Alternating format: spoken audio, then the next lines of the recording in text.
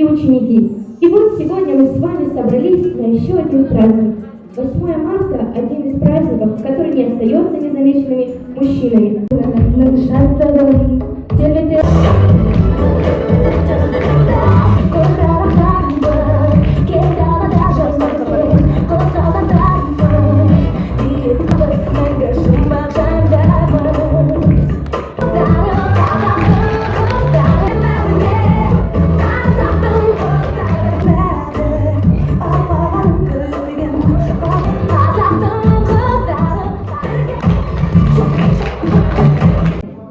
Söz бастаған халқымыз, аман-есен жүрмісіздер шапқыңыз, армысыздар жиылған жұрт халқымыз. Атам айында болады сұрасаңыз, Найман-Еге кешегі бір адамыз, әкем аты Дәулет Асқар.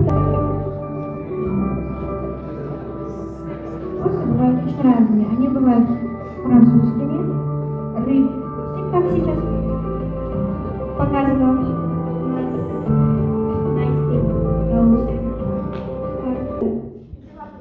и начала плести ее в обратную сторону. Обычная коса идет, вот так. То, что она идет наперед. А эта коса идет шиворот на выворот, наизнанку выворачивается. И так заплели мы вот такую косу. бұрын екі түрі бөлінеді. Қос бұрым және жалғыз бұрым. Қазіргі мен өртілген бұрымның түрі қос бұрым. Бұрым бұл қазақтың бойжеткен қыздарына ғана өрілген және де Девочку очень красивая и аккуратная.